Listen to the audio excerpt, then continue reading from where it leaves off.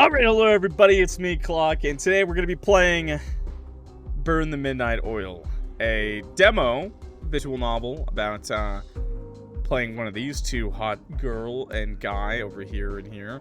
We're going to be playing Dante, the guy over here, and it is a mystery thriller dating sim, something like supernatural dating sim. Pretty cool. I thought the designs were really nice, the art is really good. They have their 3 dateable characters each. We're going to be playing the guys route. If you guys like this enough, I'll play the girls route and check out her dateable characters as well, though, okay? Let's start. I believe we are detective, though, okay? So we're going to play Dante.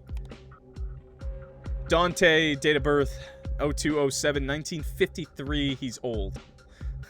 Type, hellhound, scratched out, werewolf. Occupation, police officer. He said, I'm not. Emergency contact, Orion Walker.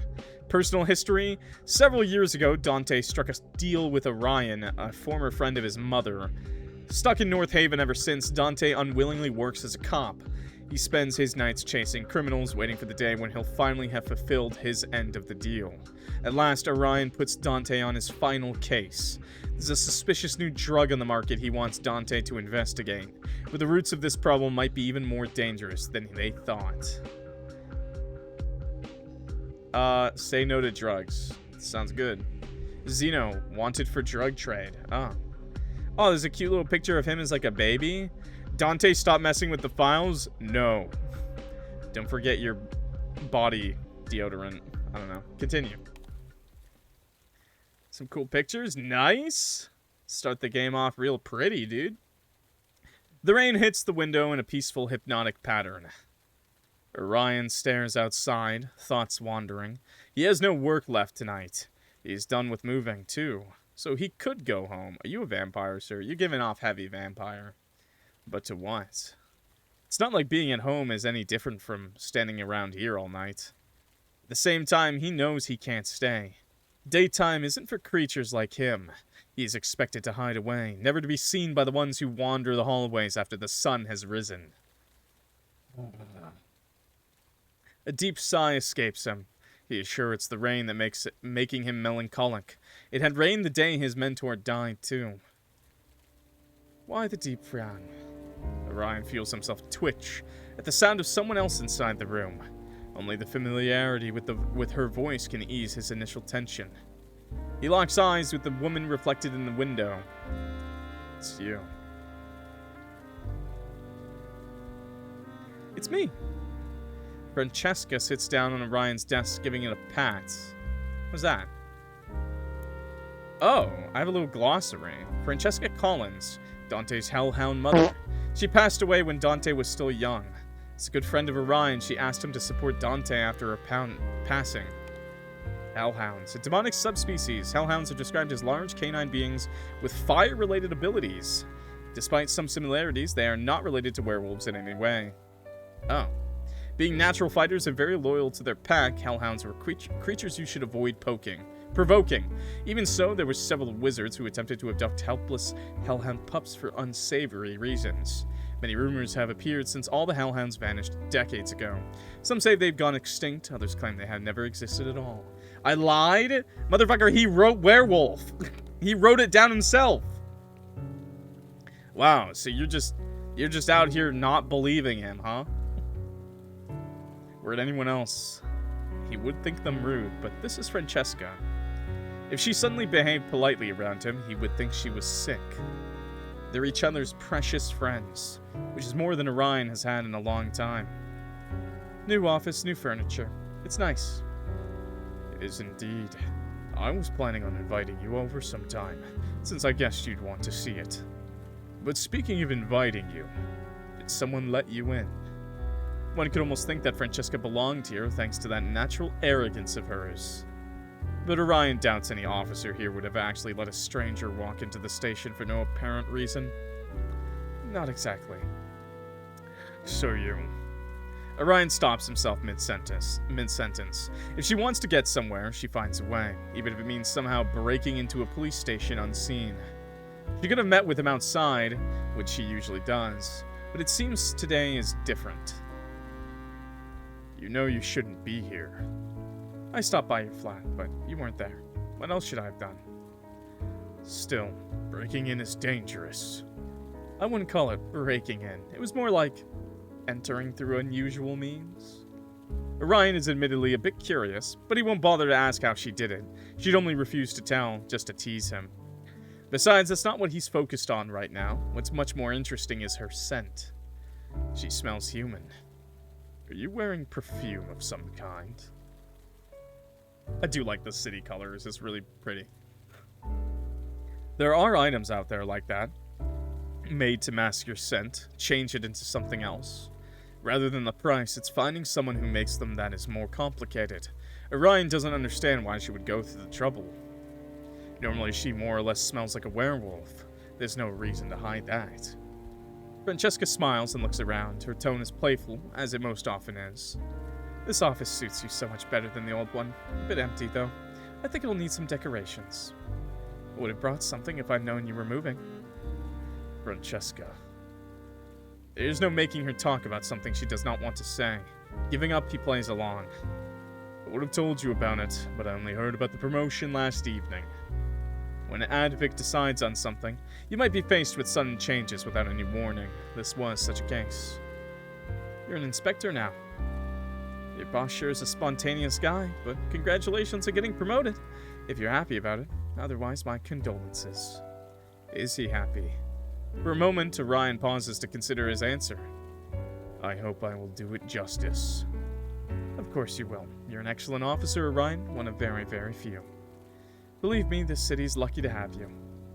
Francesca turns quiet. She suddenly seems a bit downcast, which is unusual, and the hesitation on her face makes Orion uncomfortable. I'm gonna skip out on reading those lore things, because I feel like it spoiled a bit of the story. A little bit when I read Francesca's, so I'm just gonna not. I think we'll figure it out on our own, okay? Yeah, have a good night. She doesn't like being seen as anything other than her confident self. Is everything all right? You know that I'm always here to help you. Now she has to chuckle. Orion has helped her only once so far, and it had been a giant mess of her being accused of a crime she didn't commit. She'd taken a liking to him for believing that she was innocent. Their meetings since then have been irregular, but when she does come by, Orion is happy to make time. Francesca is the only one he can confide in. If she is indeed in need of his help, he'll do whatever is necessary. There is no need to worry about getting involved in something he can't do. If she is here to ask him, then it is within the realm of his means and morals. But that's not what she's here for. I probably won't come to visit you anymore. We'll have to stay in contact another way. Orion tenses up. Is someone after you? If anyone catches wind of her identity, that she isn't the werewolf she portrays herself as, but rather a hellhound, then she is in danger. It has been a while since hellhounds completely vanished, hiding away where no one could find them. Not everyone cares about finding one in the first place, but those that do are dangerous. If there is someone after her already... Oh no, I'm safe. She playfully waves a hand, and he calms down. Though he glares briefly at her, she grins, amused to have gotten a reaction out of him. But if it isn't that, then... Is this related to your husband? Your mate? Yes. She touches her belly. Orion stops himself from rushing over. I'm pregnant. Congratulations. Thank you. Her voice is warm and filled with love. Orion has never met her husband, but he has seen him from afar, a normal human. The relationship isn't going to be easy, but Francesca always wanted a mate and a child. Her wish is finally being fulfilled. So yes, I will be focused on taking care of him. It makes things a bit more complicated. Him? You already know the gender. She didn't mention being pregnant the last time they met, which wasn't that long ago, and her stomach is still flat. She can't be too far along. Not officially, but I have a hunch. Francesca's instincts aren't to be underestimated, so Orion is tempted to believe her. A son.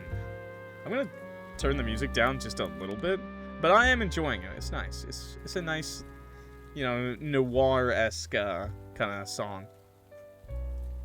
I already thought of a name. Do you want to hear it? Her excitement is infectious. Orion feels himself smile. I'd love to. Dandelion. Or Dante. Dante. Please. Dante. Dante? Dante. Dandelion. This is like dandelion all over again. That one's a bit snappier, don't you think? It's a good name. Did you come up with it together with your husband? He left the full decision to me. We want our boy to have a name that suits a hellhound. My husband hardly has any idea what those would be. It'd be the only connection he will have to my side of the family for a long while. Her voice drops again. She sighs, visibly affected by the ups and downs of her own emotions. Yeah, have a good night. Orion's eyebrows scrunch together. Although hellhounds and werewolves aren't the same species, they do share various canine characteristics. One of them is their pack, which is of great importance to both. Do you not intend to introduce him to your pack? Is there a reason to hide him? Because he's half human? Hellhounds don't care about that. Francesca closes her eyes and inhales deeply, steadying herself. We will stay here with the humans. My son will grow up as one. No going back to my home. At least not anytime soon. Orion goes through what he knows about hellhounds. It's not a lot, either unconfirmed rumors he has heard from other supernaturals or tidbits from Francesca. As far as he knows, young hellhounds are still too weak, and worse, too unstable to protect themselves. That makes them easy targets for people who want to catch a hellhound. They'd never be safe out in the open. It'd be more secure for Francesca to take her child and husband into hiding, join her family in that place no one knows. A place where a young hellhound can be raised without worry. That sounds like a great risk to take. Will he be safe here? Well, Francesca brushes a hand through her hair. There's only one way or the other. Either we join my family until our son is grown, or we stay here. My husband won't be happy in my home. It's too different. So I decided we would stay here. A hellhound's mate and child are always equal. Francesca would never make a decision that favored one over the other. And the child. It's not as dangerous as you think, as long as we do it the right way from the start. We will be a human family. My son will be raised as a human, his father will be one, and I will be one too. Orion sniffs the air again. She still smells human. That is likely part of the plan. He hadn't expected the perfumes to be so effective. We will completely escape the attention of anyone supernatural. As long as we do that, there's nothing to fear. Although it will mean you're giving up a lot of yourself. Hardly a big sacrifice to make for the happiness of my loved ones. So the plan is to see me as human as possible. Yes, don't stand out, don't attract attention. Be a normal family of humans who have no idea who is living among them. Don't meet with any supernaturals. That includes you. Orion chuckles into the silence that's fallen upon them. Don't look so guilty. I understand. If you regularly meet up with a vampire, people would get suspicious of how you knew each other. You will move away as well, I imagine. Not many people have seen me around, but we won't take the risk. I'm also going to do something about my looks so that even if we do run into someone, I won't be recognized. A shame for my beautiful face, don't you think? Your husband is very lucky to have a wife that is willing to do so much for him and your child. Oh, don't flatter me. You'd do the same if you had a family. I would. But it doesn't matter anymore. He accepted that he would never have a family when he allowed himself to be changed. He'd accepted it even before that. Don't say that. You're immortal. You're too young to talk as if you'll never find love. I'm hardly young. You are for a vampire. Believe me, there will be more than enough women who will appreciate your mature charm, even as a vampire. I'm not interested in a relationship right now, let alone with a human. I said the same about humans before I met my husband, and now look at me. Fate will decide for you. Francesca falls silent once more. Damn, man. I mean, he is pretty handsome. I will not lie. If you can. Yes. Considering you're technically immortal, you will outlive me easily, if needed. You call me young, but not yourself. You have several centuries ahead of you. I know, I'm just saying that if needed, and if you're not busy with your own family or anything, could my son come to you for help when he needs it? I'm offended you even think you have to ask. You, your husband, and your son may contact me at any time. Francesca puts a hand on her chest, exhaling slowly. That's a relief. The thought of my boy being alone has been nagging me since I knew I was pregnant. Be honest. There really isn't anyone after you. No one. I'm probably just overthinking, but I still wanted to talk to you about it. It was... She doesn't finish her sentence. A hunch. Neither of them want to think about why she feels so worried when there is no need to be. Francesca slips off the table. She brushes off her clothes and smiles at Orion. You're leaving. Yes, it's about time. My husband is waiting with all of our things packed. I'm not sure when or if we will see each other again, but I'll send you letters. They could be traced. I'll get them to you without anyone noticing. That much I can do. You just want to boast about your charm, don't you? Maybe. She laughs, more lighthearted now. Well, I guess this is goodbye. Farewell, Orion. Farewell, Francesca. I wish you the best. Thank you. Orion watches her leave. The door falls shut with a sound of finality. For some reason, he has a feeling they will not meet again. A hunch. A hunch can be wrong. He prays it is. Stay safe. You and your family. The rain starts to come down harder. Orion sighs, turning away from the dreary sight, and gets ready to go home. Okay. My little boy. My Dante. Always remember, I love you. But that's why you can't run free. You have to hold back. You have to keep control. Keep calm, keep quiet, don't let go. Don't lose yourself, don't burn, don't burn, don't burn. Don't die, my child. Okay. Seems simple enough. So now I think we'll finally get to see Dante. Yes. Damn it. Hey! Put in some pants, man! What the hell? Inside the empty room, there's no alarm clock reference, to tell the time or wake him up. Despite that, curled up underneath the sheets, Dante opens his eyes just in time to get ready for work. Brother! Ah! Okay, he's wearing undies. He's wearing undies, but he's got a chub going on. Stop! No nuts! Not many guys go straight in the undies, I'm not gonna lie. Okay, well. Inside the empty room, Dante opens his eyes just in time to get ready for work. The air is cool, it's comfortable as long as he stays under the sheets. But when it hits his skin, goosebumps form. It'd be more comfortable to sleep in his other form. It'd be more comfortable to ever be in it at all, but he's not going to risk it. The world won't allow him a slip-up. Is that why he wears the collar? Hellhounds are easily mistaken for werewolves as long as they remain in human form. But the moment he lets his animalistic features out, the differences would be far too obvious. Oh, is he like a Twilight werewolf, but not a werewolf? He's like, he just goes full wolf. That's kind of badass. Dante prefers not to out himself by accident. He's been sleeping like this since childhood anyways. Sitting up, Dante stretches, easing some of the tension that crept into his muscles while he slept. Chad, are you ready for the yowie? One of those dreams again. I didn't need to start my night like that. Sluggishly, he drags himself out of bed. Whatever. It's not a dream he's unfamiliar with, but there hasn't been a single time when he enjoyed waking up to the voice of his mother. Hellhound have 3 heads? That's a Cerberus, but the lore does usually give them 3 heads sometimes. I don't think he'll have 3 heads. He'll probably just be like a fire Cerberus, but with 1 head kind of thing going on, But in the end, a dream is only a dream. When the lights in the room turn on, it quickly fades. Dante rubs his eyes, blindly stumbling towards the bathroom for a shower. I assume he'll just be like a fire dog, basically. Like a fire wolf kind of thing, because that's usually what the hellhound is. But sometimes hellhounds, people just draw a Cerberus, so. Getting ready for a job at night is no different from getting ready for a job during the day.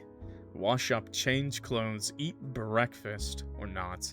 If you ask Dante, it's a waste of time.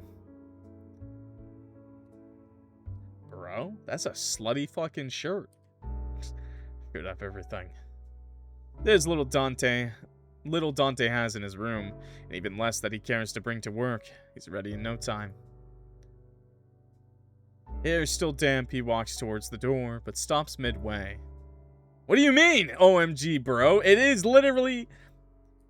It's literally the sluttiest thing a man could wear, other than just... maybe fishnets. There you go. There's footsteps. 2 pairs. Open the door. This is going to be like a linear demo, I'm pretty sure, by the way. Dante holds back a sigh and pulls the door open. It swings inwards, with no risk of hitting the child who is quickly approaching. Ah, Dante. Good evening. That's a cute kid. Why did she run into the room, though? Here, I'll move a little bit more to the right, and I'll get a little smaller, too. How about that? So we can see them a little easier. Perfect. You open the door before I can knock again. I told you I want to knock. No.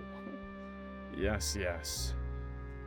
The girl, half Dante's size, pouts, but throws herself against his waist anyways.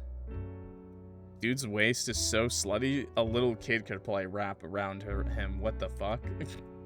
Dante gives her back a pat, which is apparently not friendly enough as she stretches her arms upwards, wordlessly demanding a hug.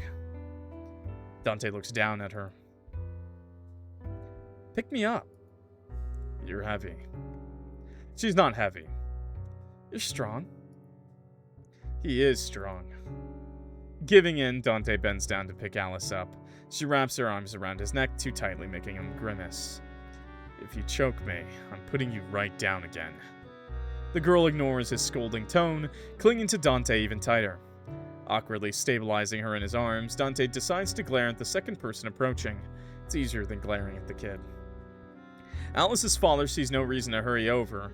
He just tips his head in greeting, perfectly relaxed about letting his little girl cling to a supernatural. Oh! Good evening. Instinct makes Dante want to return the greeting in kind. Out of spite, he doesn't. What are you doing here? And more importantly, what is she doing here? Wait, but he's looking good, man. Yo, and he's got a clock reference? Hell yeah. You guys can't see it because of fucking chat cat. Don't worry, I'll fix this. Give me a second. No. Chat cat, you fucker. There, you see it? He's got a watch. Hell yeah. Chat cat may have blocked it, but I showed it off, don't worry. God damn it, chat cat. Chat, your head's fucking fat. You're cat blocking again. Alice allows herself to be put down. Even though there's a soft growl accompanying Dante's words, she mostly looks unimpressed.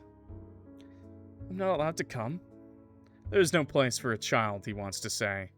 This corner of the city is dangerous, you know that. Besides, it's not good for a child to spend so much time with non-humans. But what comes out of Dante's mouth instead is... You are. Cursed be those big, innocent puppy eyes. Are you mad I'm here? It's hard for Dante to be. You don't get mad at pups, not really. Even if they're not an actual pup. No. So there's no problem. Still doesn't explain why you're here. With a chuckle, Alice's father joins the conversation. I just picked her up from her friend's place. She doesn't want to go home before she says hello to everyone at the station. You being the most important. Orion's face is soft when he looks at Alice. Dante doesn't know the Orion from before Alice was born, but he knows enough about vampires to know what she is. A literal miracle. A vampire and a human shouldn't be able to have a child, and yet here she is. That she is Orion's biological child is a carefully kept secret. Despite all the obstacles in their way, they're a happy family. And for reasons Dante doesn't get, Alice keeps trying to pull him into it. I really, really wanted to see you. You never come by, so if I don't go to you, we never meet. Which would be preferable. I don't agree with her visiting the office either, but you know that it's impossible to stop her from doing what she wants. Orion's words aren't quite the truth. He'd never let Alice near anything that could cause her harm. It's because he's confident that the station is a safe place that he lets her visit for a couple of minutes. I'm not scared at all because everyone is nice. Nice. He can't agree with that. Raoul aside, most of Dante's co-workers are ready. And happy to start a fight the moment they're challenged. As funny as Dante thinks it is to have an entire division full of questionable personalities, he wouldn't call them nice. A damn fire? Well, they said it was a miracle that she was full human, so... Everyone just acts friendly around Alice because she's a little pup, himself included. Besides, you and Dad protect me anyways, right? I'll always protect you. He's like, oh, my trauma! Ah! Sorry, my trauma kicked in. Dante? Alice reaches out to grab Dante's hand. He recoils, though his resistance melts away the moment he sees Alice's expression drop. Brother's a cop. He's probably like 25. Brother still got trauma? Of course. It's not as angsty without it. We would. Alice's expression wavers for a moment, but she catches herself quickly. I knew it. Behind Alice, Orion watches them, too amused to intervene. I hate that smile. Are we leaving now, or are we going to stand around and talk forever? Orion's eyes shift away from Dante as he touches Alice's shoulder, and the girl hums in a questioning tone. Alice, would you let us speak alone for a moment? Okay. She takes a step past Dante, but stops to look up at him. Only when Dante waves his hand at her does she run onward, vanishing around the corner to explore the bedroom. Your room is so boring. There's nothing here. One day I'll make you decorate it. I'll get you a new lamp and curtains and then a bookshelf. Her voice trails off. Dante listens to the sounds for another moment, steps towards the window, then the squeak of it being opened. Knowing that she's successfully distracted and not eavesdropping, Dante and Orion turn towards each other. So, what do you want? Don't think I believe your shitty excuse. That's not why you're here. I am picking her up, and she did want to come here, I didn't lie. But I'll admit it's good to see you in advance. There's a new case. And there's one every day. What are you doing? What are you here? What? Are you here because you didn't think I'd be on time? Too bad. I'm awake. Okay. It's a task I can only hand to you and Raoul. I'm not gonna lie, I'm not gonna do Raoul justice, by the way. I literally have lots of family named Raoul, but I cannot roll my R's, okay? I'm like the one half Spanish kid that cannot roll an R, okay? So if you want me to roll that fucking R, it's not happening, okay, chat? And you too, before anyone says, that's not how you say it, I know, okay?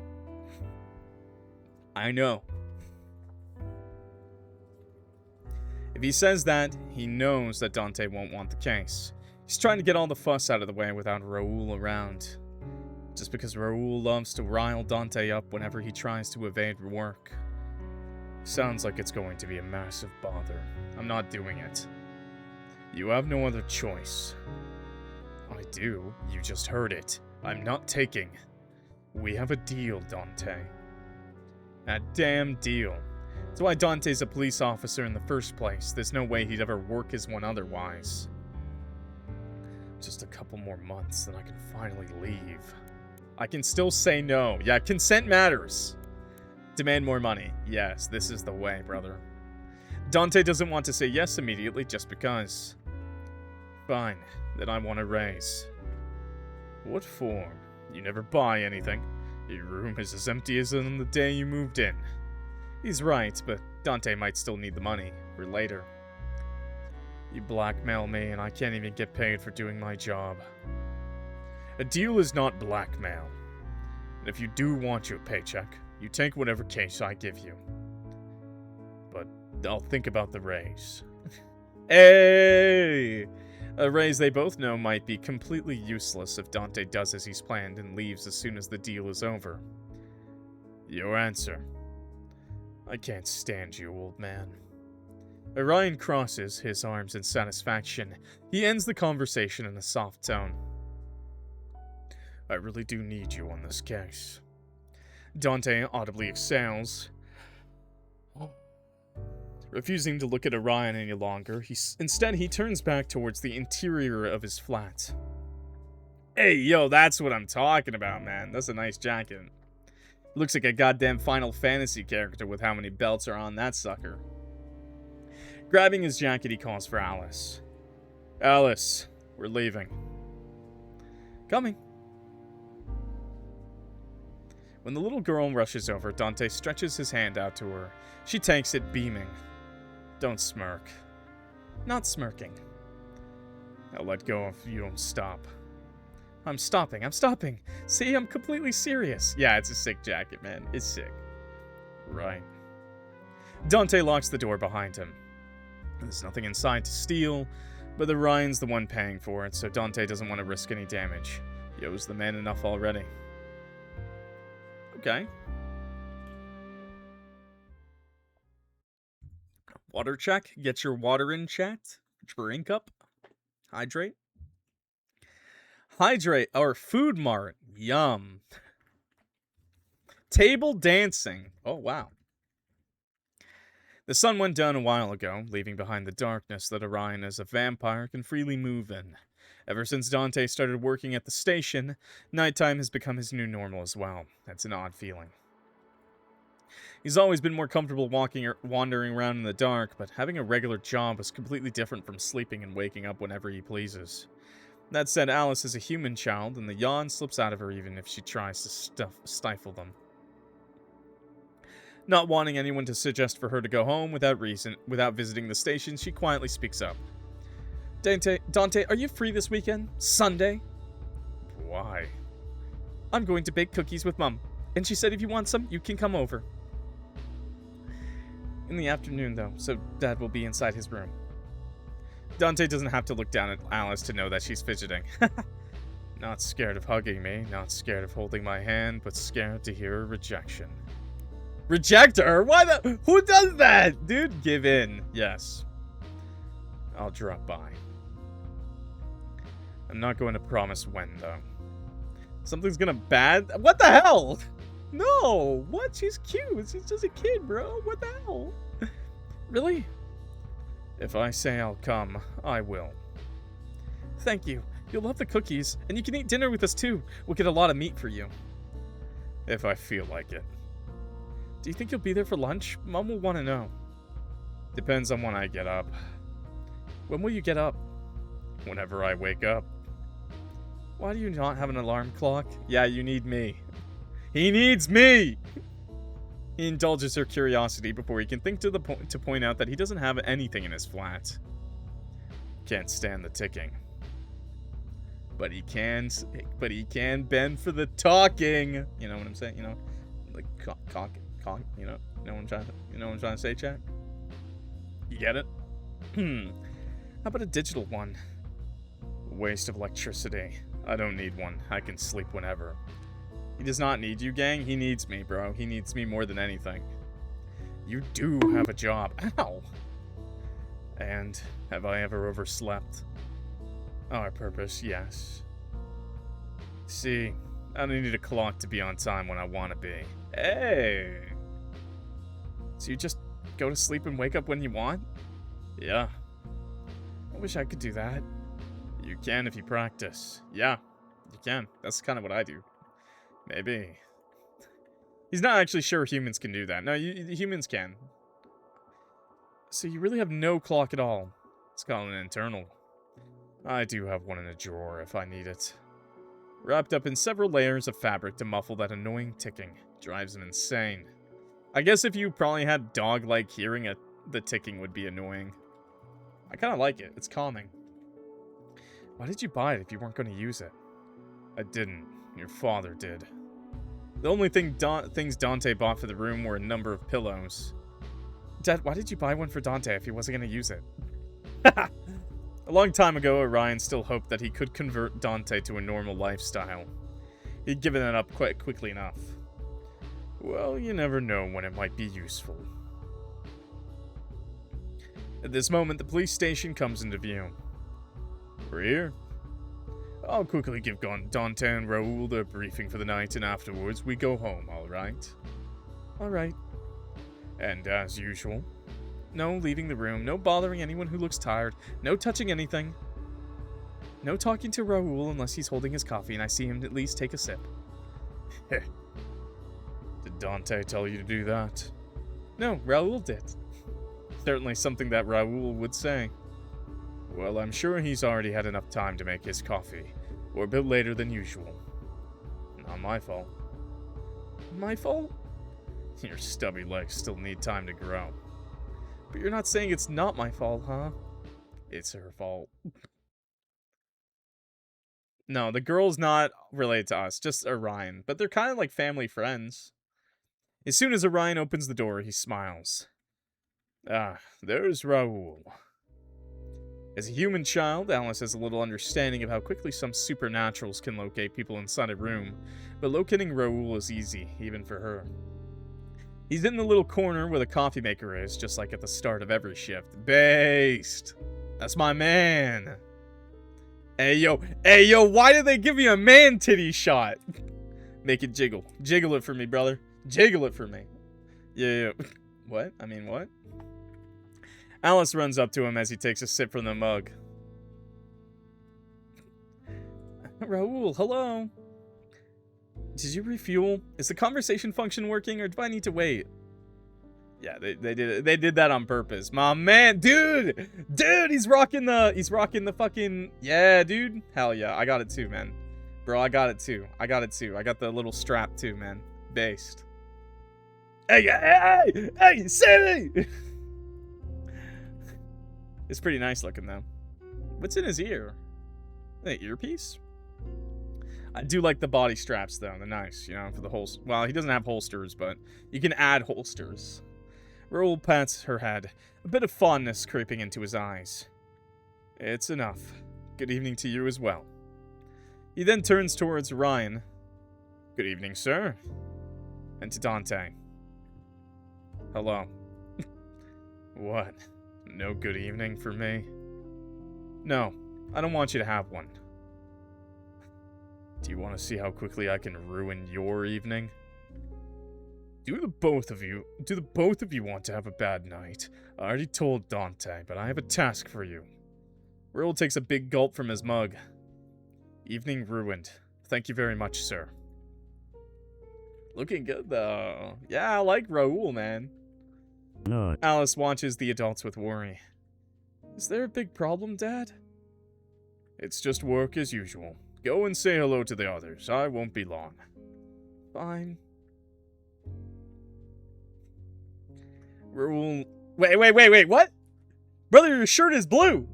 Wait, run that back for me! Wait, brother, your shirt was white! Did you just change? Excuse me? Motherfucker. Am I colorblind? Was his shirt not white, chat, like a second ago? He changed his shirt. What the fuck? That shit was white, now it's blue. White to brown? It was white, and now it's blue. And someone in my chat is definitely colorblind, because they said it was brown. Or am I colorblind? No, you're colorblind. It's the lighting? You're gonna get white. What is this? The dress is gold and white? I guess so. This is that dress all over again. This is the black and blue and gold and white dress all over again, chat. Oh my god. Little reference by the dev. Raoul sighs, leading the way to his desk.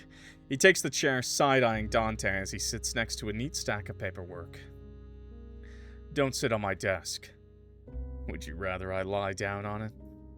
Raoul looks like he's about to throw something, but holds himself back. Lighting can do that. The whole dress thing is literally because of lighting. It can. It depends on, like, the fabric, but it can. It's just unlikely.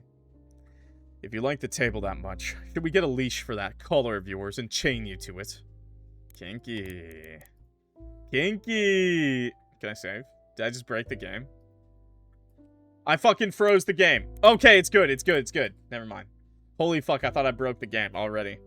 By the way, this demo is on Steam and on itch.io. I'll have links for both below. By the way, it's just a demo to introduce you to all the characters, but there is a Kickstarter, so they get the funding to make the full game. So I'll leave the Kickstarter link below too. Great timing for that. I've already backed the game, but if you enjoy this, please think about backing them. It helps them a lot, okay? And I think you get your names in the credits or whatever. Kinky? Am I your pet? Hands off the collar. Kinky. I'm all up for games, but maybe not in public. I don't know about you, but I don't need observers.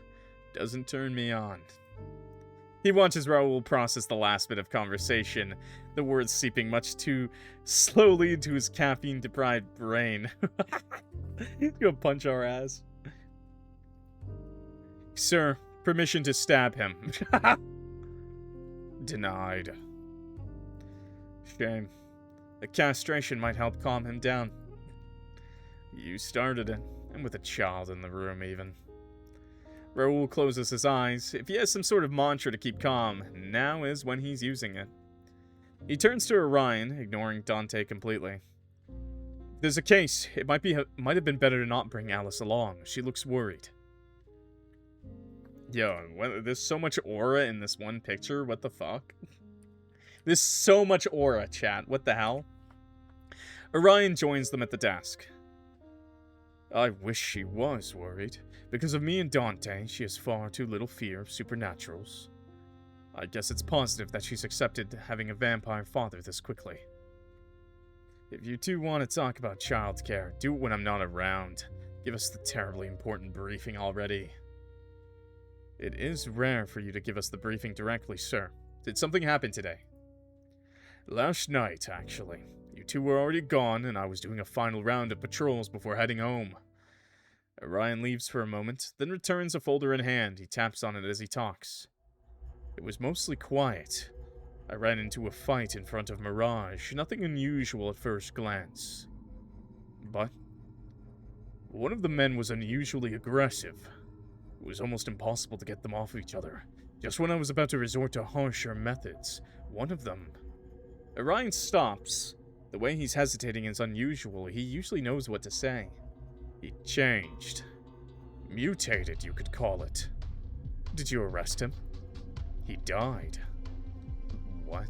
It escalated that far? Did you accidentally break his neck? No, he died on the spot. From 1 second to the next, he simply fell over and stopped moving. Raoul inhales deeply. Dante has heard him cursing often enough, but this time the man only glances in Alice's direction. His hands move, forming a curse in sign language. Dante knows it well enough to recognize that by now. Sign language, so he is deaf. Well, not deaf, but pretty close, probably. Those are hearing aids, I think. Well, I mean, maybe not. Maybe I'm just assuming because he knows sign language, but I'm sorry to say, most people who know sign language are either related to or are deaf. So does Orion. Don't curse in front of her, not even in sign language. I'm not. Raoul quietly puts his hands away. Did you get hurt? Doesn't smell like blood. Be quiet, Dante. I didn't ask you. Is Dante already confirmed? No, nothing that didn't heal immediately. The problem is that we have never seen anything like that happen before. His body was in an abnormal state. Pathology. On it, but no updates yet. He didn't tell us what it looks like. We are going to investigate this. Why exactly? Do we think there's more mutants around? We do. I heard mutters of people saying this wasn't the first time they saw that happening to someone. There has to be a cause. So what are we looking for in people? Visually, I mean. Even a smell, if you have one. I'd love to tell you, but it's hard to explain. There was no unusual smell to speak of, and the other changes were. You'll know what I'm talking about when you see it. Great. Shut up is cursing? Yeah, it's rude. Nothing has happened since yesterday, but anything that might catch the attention of humans has to be solved as soon as possible. There's not just one, but several governmental institutions related to keeping humans oblivious to the existence of supernaturals. A rampaging mutant would make that considerably harder. That is to say, if they don't solve this case as quickly as possible, it might put human eyes on their backs, and then... No way in hell am I going to deal with a Braxis running around in here. A Braxis? So take care of it before he catches wind of the issue. I need you two to check all the clubs around Mirage. Talk to anyone suspicious. Watch anyone who stands out. You know your work. Orion places the folder on the table. Raoul immediately pulls it over to himself and skims its contents. It's so thin that he's done in no time. So why do we have to take this shitty case? Reason number 1, you might have to talk to humans, and Raoul is one of the few people in the night shift who passes as a decent police officer. Are you trying to say I don't look reliable in human eyes? You know exactly what I'm trying to say. Admittedly, Dante looks more like a thug than an officer. Raoul is very helpful when it comes to convincing humans that his badge isn't fake. I'll take care of it as usual, sir. Don't worry. Number 2, I want you to keep an ear out for any new substances on the street, in case that's related. Zeno might know something, and you're the only one he'll speak to, Dante. So Raoul goes to question people, and I hunt down Zeno. Oh my god, knockoff Wesker? From RE9? You're not getting out of the boring tasks, Dante. Raoul is your partner, so don't even think about going off on your own. He's there to keep an eye on you. Sometimes I feel like a dog trainer. Don't bite, Dante. Be good, Dante. No barking, Dante. Dante growls at that statement, but it sounds hollow, so even Raoul recognizes it as no threat. Grrr. Zeno isn't as difficult to handle as you pretend, old man. You can tell that every single officer has given up on detaining him. He's an overgrown kid. Hard to catch, but he's not dangerous. Maybe that's why you two get along so well. I'm not. It's time for dinner. I'll take Alice home and come back later. You can handle everything, Raoul? Leave it to me. Thank you. Stop Are we leaving? Messing with me. I don't need Raoul to watch over me. I think you do. See you two later. That smile, though. Bye-bye. See you again soon. Cookies on Sunday. Based. No cursing in front of the kid, right? Growing up with Orion made her weird. You could just say you like her. Raoul finishes his coffee and puts the mug on the table. He stands up, smoothing out the creases of his shirt. Do you need to do anything else here? Otherwise, I'd suggest we go. There's a lot to check out. There's nothing more annoying than blindly asking people for information. You won't be asking people. I will. Yo, the code! Okay, he's got aura still. Based. I'm just saying he should have done what Orion did, though, and popped it over his shoulders. We all know the goats, the real goats wear the coats over the shoulders, bros. Raoul grabs his coat and shrugs it on. His voice is dripping with sarcasm. You're there to look scary and ensure that no one tries to mess with the weak human. Humans aren't exactly common in their division, for a very simple reason. They're helpless compared to what they're up against. Raoul is the only human officer on Orion's team. At first, Dante thought that a human would be a liability, but Raoul has proven himself to be a valuable member. It's not just about interacting with other humans. Raoul has a completely different view on things than most supernaturals, and while Dante often finds it irritating, it does have its advantages. I know he's good at what he does, but the supernatural department is a completely different beast from the standard human one. I don't get why he takes the risk. One angry supernatural and he's crippled or dead. Why are you staring at me? Ask? Let's ask him. Yeah, let's ask. Okay, they gotta fix this. What's up with the saves, man? What's up with the save files? Also, I have a cat yelling at me. That's cat. Okay, ask him. Why do you do this? What, interact with you? With supernaturals, working as an officer here, do you have no self-preservation at all? Not that Dante's one to talk. Are you worried about my health? Forget it. I'm just gonna get you really drunk sometime and ask again. That'll be less bothersome. If you're worried about others attacking me, just make sure they don't. That's a valid point. He still thinks it'd be better if Raoul worked in a place with more survivable dangers. Now come, the night is short. You think? Because I'm feeling like it's gonna be a very long night. Hell yeah, it is. Say, Are we taking your car? No, I've got it parked near the Golden Cat. Let's walk.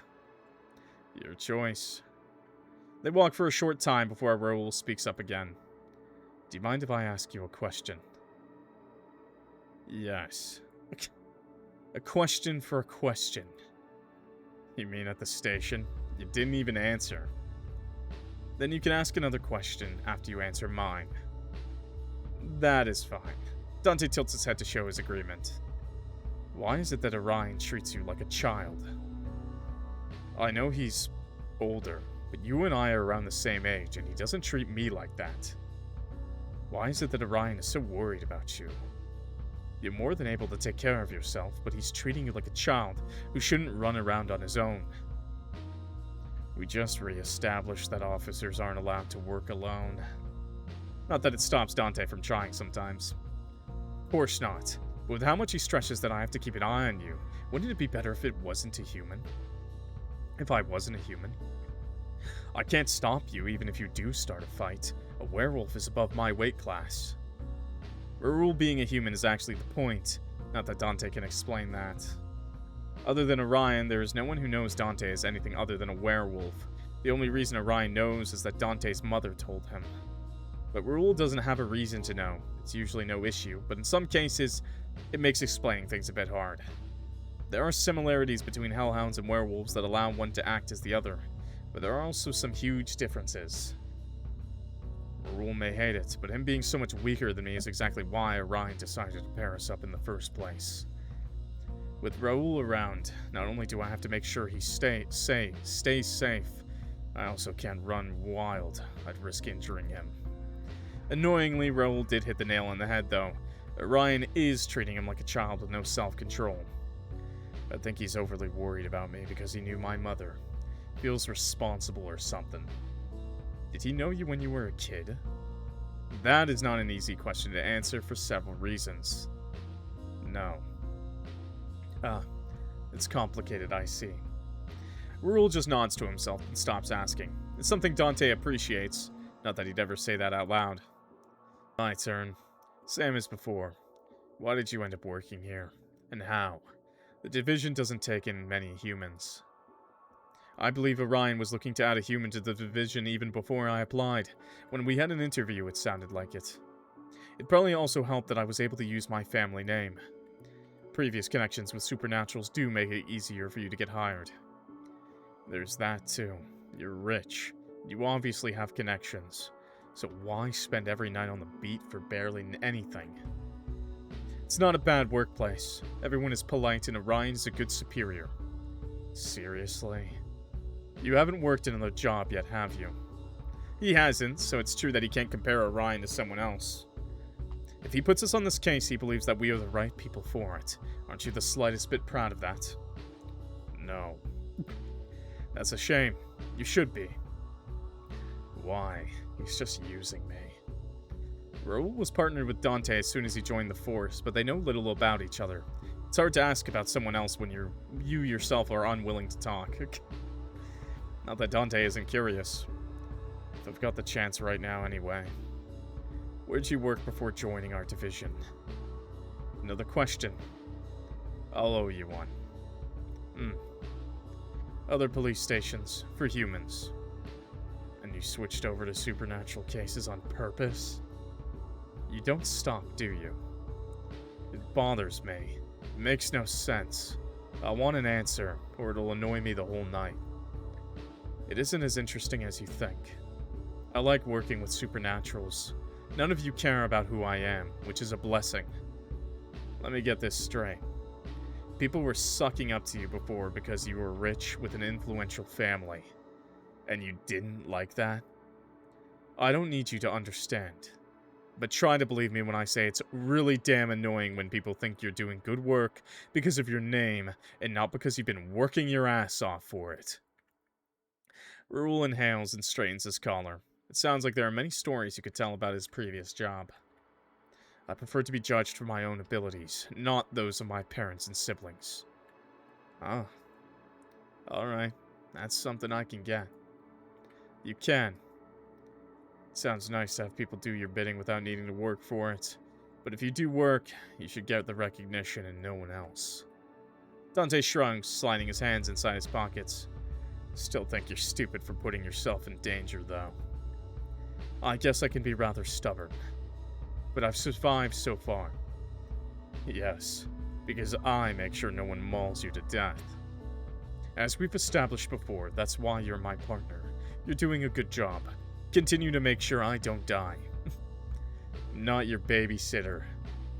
Bodyguard might be the more appropriate word. Raoul's mouth twitches into a little smile that he's quick to hide. Although I doubt anyone could convince you to wear a suit. Or anything formal at all. Raoul's eyes move over Dante, which is a bit of a shame. I'll have to reject your job offer. I'm stuck at the station for another while. Certainly stuck for tonight at least. The first place of interest is over there. Let's get this over with. I like their dynamic. It's really fun. Makes sense. Their first stop... Why is he pissed? He's fucking pissed, bro. The first stop was indeed just the start of a long, long night. Many follow before the end is in sight. I'm going to choke the next person here who wants to waste our time. As expected, or maybe feared, no one knows anything. Not only does it take forever to make them talk, they also end up revealing that they haven't noticed anything other than a couple more bodies than usual. The relationships between the different groups of supernaturals are complicated, meaning that a corpse won't immediately cause others to react. With how close the place is to the slums, no one has the energy to care for strangers. I knew this case would be a hassle. This is the last place. Get it together. Raoul steps up to Dante's side. Over the years, he's learned to recognize most of Dante's body language, including the signs of his rising annoyance. Another thing that Dante would never say out loud is that Raoul helps. The way he riles Dante up is completely different, somehow. It doesn't make him want to tear out anyone's throat.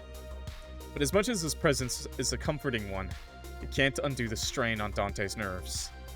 It's tempting to mix in with the crowd. There's alcohol here and loud music. People will want your company for a night, who couldn't care less who you are. Even those with good senses would have trouble locating anyone in here, let alone Raoul. If Dante walks off, he'd be rid of him, and in this case, within a minute. A break just for tonight. And tomorrow is another day. Maybe another break. Dante. Raoul grabs Dante's wrist. It's a light hold.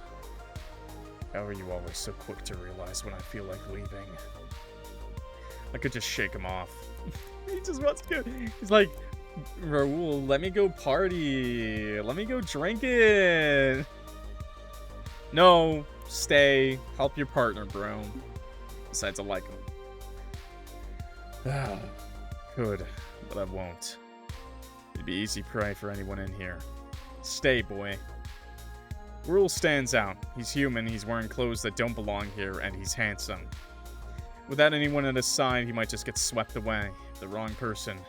There are too many of those get their hands on him. He'll never be seen again. Dante would be a pretty shitty bodyguard if he let that happen. Not to mention an even shittier policeman, though he cares less about that. I'm not going to put him into any danger. Dante leans back a bit and Raoul's grip immediately lessens. Yeah, I know what we're here for. Dante turns away from the crowd. Raoul sighs quietly, as exhausted as Dante feels. We'll be out of here sooner if you resist vanishing into the crowd for 2 minutes. You'd think I'd have left for only 2 minutes. Do you think you could have left for longer, knowing that I'd be wandering around the club alone? No. Because Dante is still somewhat convinced that Raoul is severely underestimating the danger of supernaturals most of the time. Just like Alice. That's what having supernaturals like Orion around you does. Warps your perception. Whatever. Where to? Raoul's professionalism returns instantly. He glances around. I'd say the owner, considering he's conveniently wandering around over there. Catching the owner instead of some random staff member is half a miracle, The first one of its kind for the night. Although... Raoul nods towards another corner of the room. That guy might know something too. The little group in the corner isn't hiding. There's small plastic bags being passed around. A dealer, huh? We don't have any evidence that the victim was on something, but the chances aren't low. A dealer's the best bet for tracking any paying customers.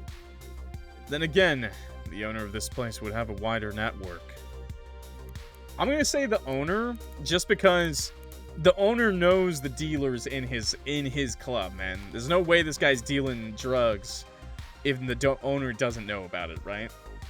So try the owner. Let's try the owner before he runs away. Dante walks off in the direction of the club owner, Raoul on his heel.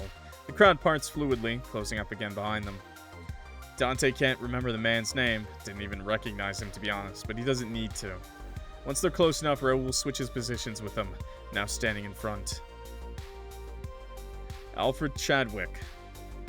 Ugh, never. Not with that name. Al, if anything, but who's asking? Raoul whips out his badge, making the fake smile on the man's face freeze. Police. Damn, I don't need your kind around here. Leave or I'll call security. Al growls, showing off sharp teeth. There's no doubt he's a werewolf, even without the gesture. The night has been long already. Seeing the provocative gesture towards his partner, Dante feels his patience thin out even further. With one large step, he's right in front of the guy, face close enough to feel his breath. When he growls, it's much darker. Rawr. The sound has Al's eyes widening, whole body tensing up. Listen, you mangy mutt. If you call security, I can assure you that blood will flow. If you want this to end without anyone in the hospital, you will answer our damn questions. The more cooperative you are, the faster we're done here. Understood.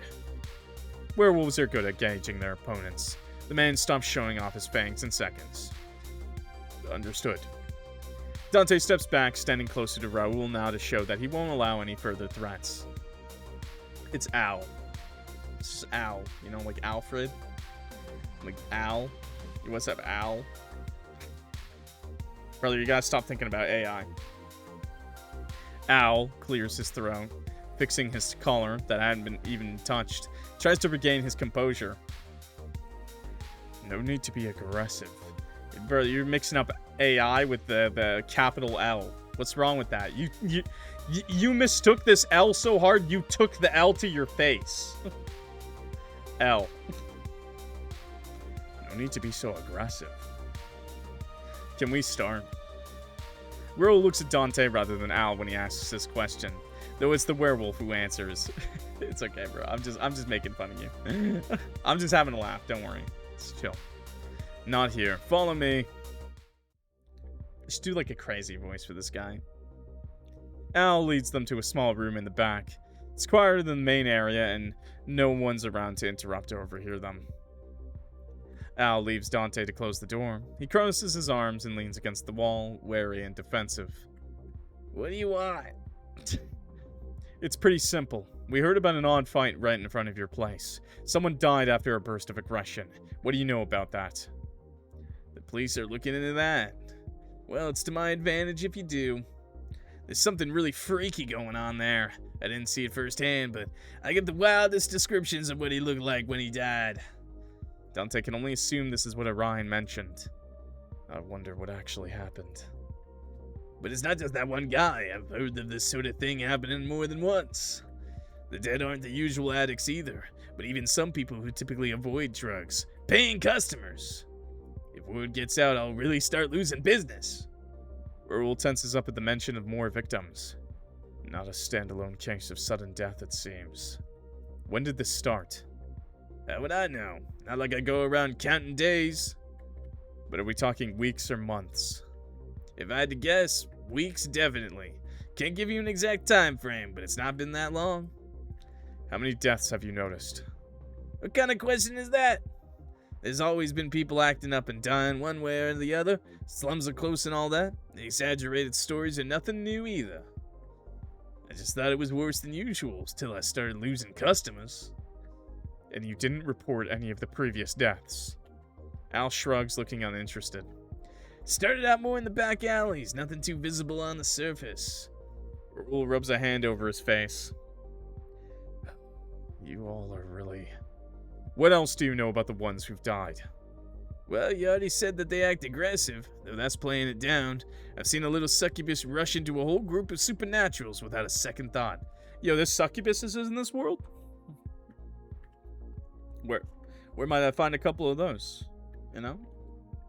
I'm just asking for a friend, you know? Do a lot of onlookers, though I didn't see any of the weird shit that people have been talking about. Succubi? Incubus, maybe? Stober drunk on something. What exactly do you think I spent my whole night doing? I'd say if you're noticing whether the people are dying customers or not, then you're also noticing whether they're buying something off menu. Wouldn't know about the details, but at least the succubus did like to party with a bit of something extra in her blood. But not a single one was the type to get that aggressive. What happened to the corpses? What happens to any corpse around here? If the police don't get to it in time, there's always someone happy to take a body along. I seriously don't know anything else, I swear. Your word's useless. Look, I don't want police around here. You leave me alone, I leave you alone. That's how it's always been, right? We'll leave you alone once you've told us everything. I have. So I won't have to come back here after finding out something else? Al hesitates, eyes wandering. I did say everything I know about the dead guys, which is basically nothing. If you want something else, there's an odd guy in a hood who's been seen nearby. A stranger? Stranger indeed.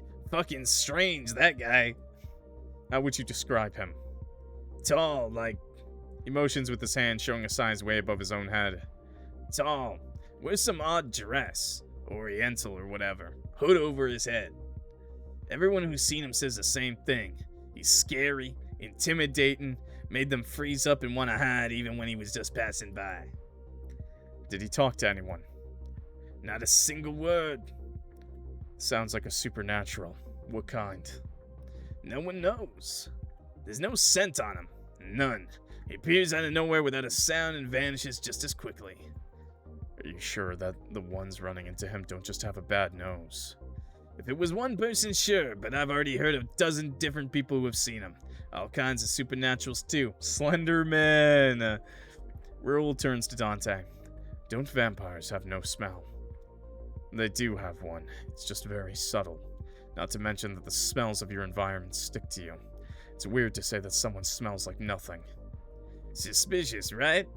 There's stuff that changes your scent, but no one would go for nothing. Smelling like nothing stands out worse than anything else could. Not that you know, human. I don't need a dog's nose to understand that. You... a dog?! Al gapes, then looks over to Dante, as if fully expecting a fellow werewolf to take offense at being compared to a dog. Little does he know that a hellhound doesn't appreciate being compared to a werewolf either. Yeah, it's just discrimination no matter what, huh? Got a problem? You look like one to me, too. You look like one to me, too. Damn, that's rude as fuck, man. Look, he's been nice. He's been nice, man. He's... Never mind, let's hit him with it. Honestly, you do look like a dog. One little growl and you tuck in your tail and lower your head like an obedient mutt. Al wants to get angry. He really wants to get angry. But Dante smirks, showing his teeth, and it's written on his face that he knows what Dante wants. A fight. Not one Al is going to win. Gritting his teeth, Al turns his head away. Is that enough for you to leave? Anything else I can tell you is just random stuff. People having affairs, magic experiments failing, cartel doing cartel stuff. The museum burned down or something, I don't know. SSF was sniffing around for that last one. That tall, grumpy vampire with the white hair has been snooping. A Braxis. That might be interesting to hear more about. Dante tilts his head, tempted to ask more about it, but Raoul shakes his head. Something for later, then. I have one last question, then we're done. Get it out. Have you seen Zeno around lately? That has Al getting defensive again. What are you asking about him for? Suddenly it involves his business, so now he's clamming up, huh? We need to talk to him, too. Don't know him. No idea. You don't look like you don't know him. Dante interrupts Raoul with a shake of his head. He's not gonna say anything if you ask him like that. We're not out to get him or mess with your sales. We just want to talk to him. Then we'll leave him be. Sounds like bullshit to me, you're cops. Even cops have given up on catching him. We just want to ask him about any new drugs on the market. You say that, but... Fine. I do know who he is. Not to around here. But I wouldn't know where he is. He's here and there, wherever he pleases. A small fry like me couldn't keep an eye on him. Can't help you. That's very much in line with how Zeno behaves. Both Dante and Raoul know that. Alright. Thank you for your help. Are you leaving now? Yes. Finally, let me escort you out. This is the most motivated Al has been in this entire conversation. Dante and Raoul do get escorted out, but the way the door slams shut behind them makes it clear they're not welcome back. I should have punched him just once. Wouldn't have helped. I mean, for the fun of it. It's worrying that there are many more victims than we expected. Orion was right to think that something is wrong. Well, we've checked all the clubs and any other places in the area that make sense. But since we haven't encountered anyone unusually aggressive or dead, we can't do anything else for the moment. I suggest you see if you can find Zeno. He's not going to reveal himself if I'm with you. So, meet me at the Golden Cat when you're done. I kind of want to try something. I know it's kind of early. I just wanted to see what the other option was. Because he kind of got pissy with us. I wonder if he can just be nice to us if I say got a problem. I wonder if I can be, like, more empathetic to the guy. Because I don't want to be an asshole, actually. It's hard not to be, though. If my partner says you're a dog, then you're a dog. Got a problem with that? Oh, it's just the same thing, isn't it?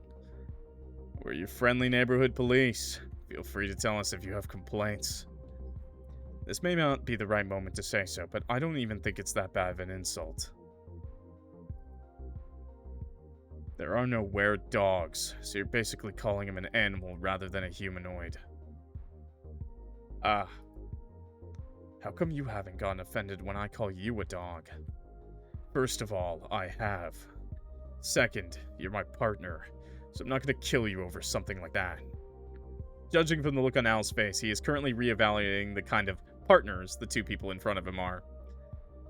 It's not like there's a difference for me, being called a werewolf day in, day out. Might as well get called a dog, too. Oh, that's kind of sad.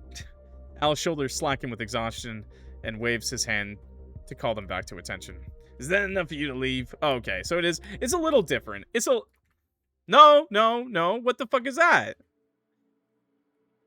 Dude is skipping more. Okay, wait, give me a second. We'll cut this out for YouTube. What the hell was that, man? Okay, there we go. What the hell, man? That skip went crazy. It's like skip. He's like skipping everything, bro. Okay, I do like that difference, though. I like that difference in dialogue a little bit more. Fuck, man, I almost went too far. Almost too far. Okay. But since we... Usually it stops. I think I just bugged it or something. But since we haven't encountered anyone unusually aggressive or dead, we can't do anything else for the moment. I suggest you see if you can find Zeno. He's not going to reveal himself if I'm with you, so meet me at the Golden Cat when you're done. I won't try for very long. Better than nothing. In the meantime, I'll inform some people about the stranger, just in case he's involved in all of this. Wait, no. We're not doing that. We're going back. I went backwards. See you later. Raoul doesn't wait for Dante to start complaining, leaving before he can get a single word in. How the fuck am I supposed to find that guy? Dante shoves his hands into his pockets walking down the street. His best chance of running into Zeno is doing exactly that, just walking around, waiting for Zeno to show himself. If he's not asleep, who knows where, he's working at his lab, that's also who knows where. And if he's not working, he's relaxing on some rooftop. Yeah, I kind of like that because now it kind of gives Raoul more sympathy for us, I guess. As one of the main designers for an astoundingly large circle of cities, Zeno should be a more dangerous guy, but... Main designers for an astoundingly large circle of cities? What? Even the police aren't after him anymore. There's been so many attempts to capture and keep him. but he always slips out. Not to mention that there'd just be someone worse filling in his position if he's gone. Most of the time, Zeno is friendly. He minds his own business and he doesn't pick fights. He's not a direct threat to others. Even a child would be safe around him. As long as you can make sure he doesn't feed them anything weird. Oh no, what the fuck? It's the mad scientist archetype. Zeno doesn't show up as he walks around. Dante's patience reaches its limits and he stops. Fuck this. I'm leaving. What? I was just about to stage a dramatic entry. There you go. I've almost got the timing figured out, and now you've ruined all my work. Zeno, there you are. Oh, dude, CG, that's a good one. That's awesome. Is he just a human? No, he's gotta be like something more, right?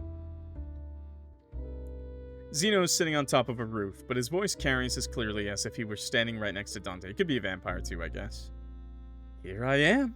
You've been looking for me. I have. Come down. Zeno doesn't even consider it. No way. We must stay apart, for I never know when you might turn on me, taking advantage of me letting my guard down to arrest me.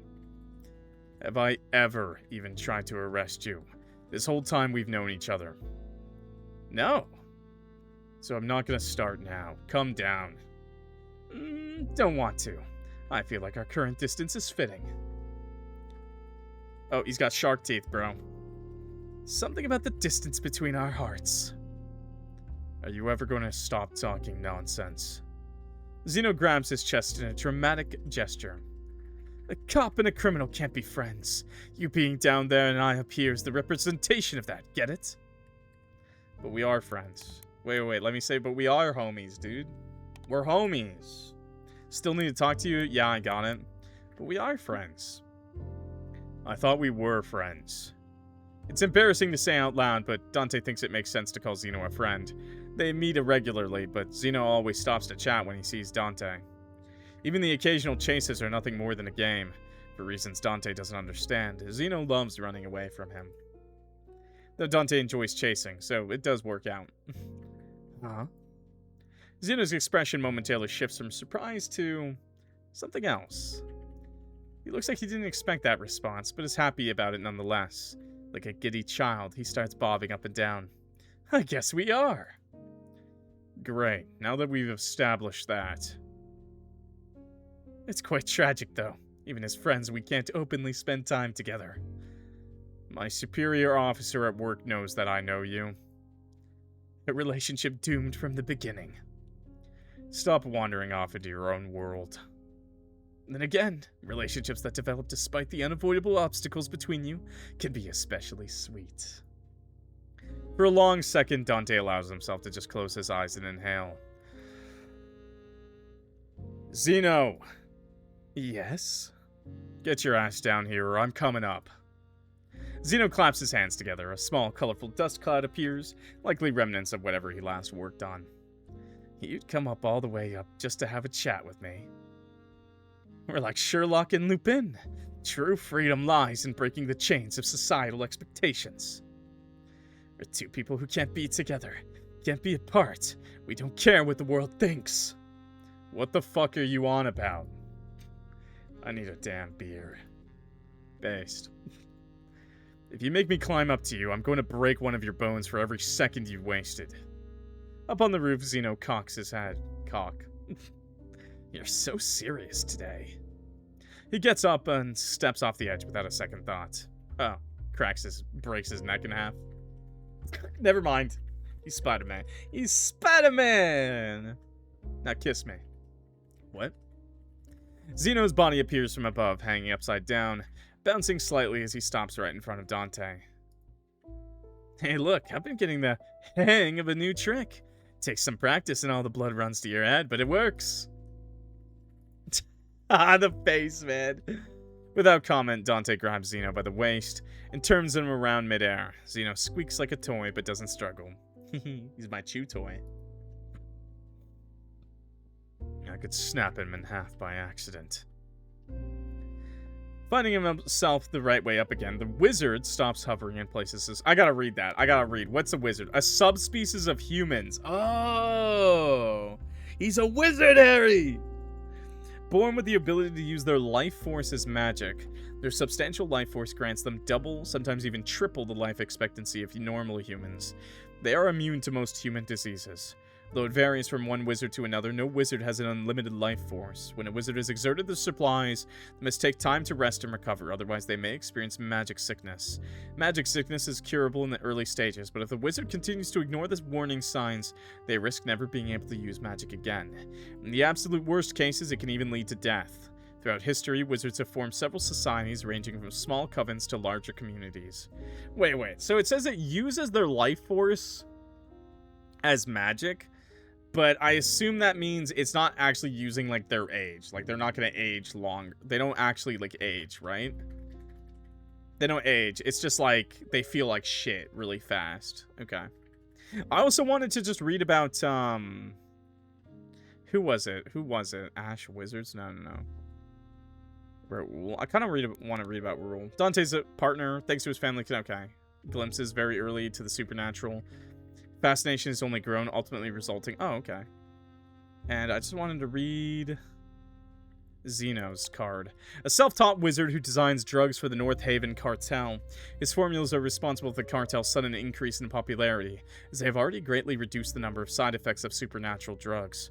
Zeno is surprisingly well liked by many supernaturals, thanks to his work and cheerful personality. However, he is just as disliked by anyone trying to catch him. Zeno is exceptionally good at escaping people's grasps over and over again. We read Hellhound earlier. I think they just have, like, magic powers, yeah. Fire-related ability. They just have, like, fire-related abilities, and I don't think they look like werewolves. Like, I think they go full dog. And then werewolves, I think, are just what you would imagine, I assume.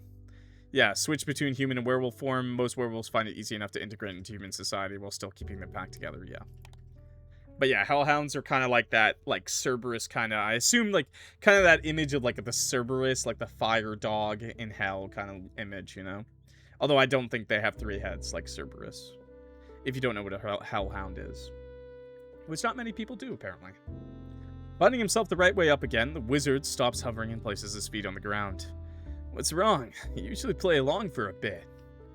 I'm not falling for the sad puppy facade. Not today. Not twice today when Alice already got me earlier. I'm still working. I have to talk to you. No time for games? No time or energy. Zeno circles Dante once and makes a doubtful sound. I'm feeling he's like a Twilight werewolf, you know what I'm saying? You know, like, where they go full dog, but I'm imagining, like, full, like... I'm imagining, like, hair and, like, fire and shit. It's up to definition? Yeah, for sure. Just that's what they've defined it as. Like, it isn't the same. The transformation isn't the same, and he has, like, fire powers. But the traditional werewolf is, like, half man, half wolf, you know? So that's what I'm imagining right now for the werewolf. That didn't explain why Hellhound would disguise as werewolf. Oh, it's because we smell like a fucking werewolf.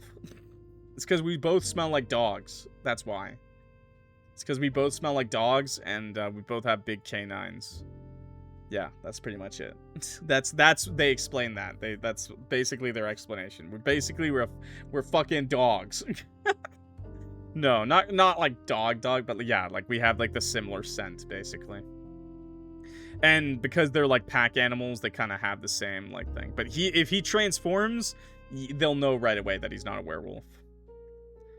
You look more like you have too much energy. You could use some calming down. Want something? I've got some stuff with me. Not right now. Alright, but if you change your mind, I've got a personal stash. I'll give you only the best.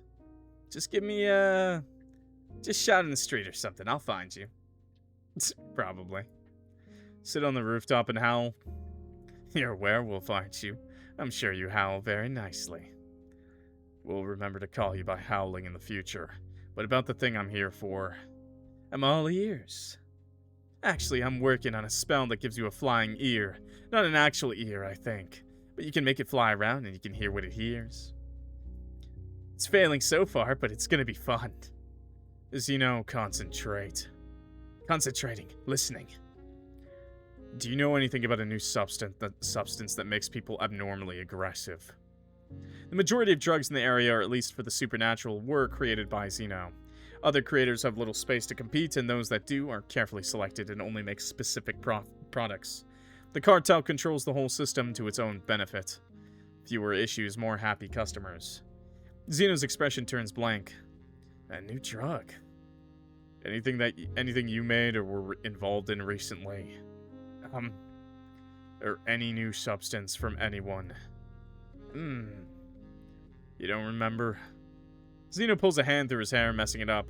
It leaves a little trail of blue powder. There's so much stuff I work on and so many recipes. How can you expect me to remember everything? Customer confidentiality or something like that. I don't remember who came to me for what. You're so great at confidentiality that you forget their name before they're even out the door.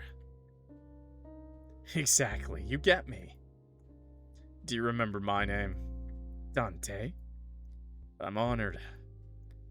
You're my sworn nemesis. Of course I would remember your name. How many people's names do you know? Like 15? 20? Should have expected this. This guy doesn't remember anything from 5 seconds ago if he doesn't want to. What a way to live your life. It's a nice life. You should try it. Not thinking about stuff that doesn't have to bother you is great. You can use that time and energy for other things, unlike you right now. Sometimes Zeno's suggestions actually make sense. It's odd because usually nothing about him does. Rather than worry about who I'm working with or what they're doing, I prefer to think about nice things, like my next meal, for example. We should go eat out together sometimes. Weren't you just blabbing about keeping your distance? We don't have to go. I didn't say no. I'm also just saying. Dante blanks out for a moment, thinking about his next meal does sound nice. Stop distracting me. I still have questions. And I still have answers, or not. We'll have to see. You know nothing. I know nothing. Listen, it's not one of the usual party drugs. It's deadly. Kills people. It's what? From one moment to the next, it's like a switch is flipped. Zeno's tone changes completely. Who fucked that up? They aren't supposed to kill. Dead customers are bad customers, and that gets the police on our backs. Wow, he's pissed. Only people who are alive can buy more. That's just basic business logic. I work my ass off to make sure my stuff doesn't have bad side effects, and here comes some brainless designer messing it all up. Really? They're going to tarnish my name. Do you even care about your reputation? No, but this is a matter of principle. Which principle? Zeno awkwardly waves his hand. Something. I don't like my work being screwed up, that's all. You sure it's not someone selectively killing people? I'm not sure about anything. Our only guess so far is that everyone affected is taking the same thing. What a pain. Zeno lifts his hand, biting on the knuckle of his index finger. Our system is working so nicely, I don't want anyone messing with it. Are you gonna be in danger? Yeah. Don't bite your finger. Are you gonna be in danger? He's just gonna get you into trouble with the cartel. Doubt it. My customers trust me. But depending on who's doing stuff and what exactly they're doing, the situation might escalate. And if it escalates, I'll lose my peace. I like my peace. We're working on avoiding that outcome. Thanks. Zeno's smile returns. He turns on his heel and walks off a few steps, waving at Dante. Well, it doesn't matter what it is. You're gonna find out who's messing with my customers' customers, right? I have no choice. Then I'll do the same thing. I'm sure we could fix the problem together. Dante, see you again soon. Next time, let's have something to show for this case. Zeno does a little hop that lands him in midair again, quickly taking him up to another roof where he vanishes out of sight. You say that, but you're not gonna remember, are you? Can't tell if he's a genius or an idiot. No. At least he managed to find Zeno and hear what he has to say. But I'd have liked something more useful. This whole night has been a waste. You want Dante? Oh, you want to be Dante's shirt? I was gonna say you just have to cut a crop top. Okay, never mind. You can't be his shirt. I'm sorry. But I'd have liked something more useful. This whole night has been a waste. Doesn't help his mood. Dante rubs his hands over his face.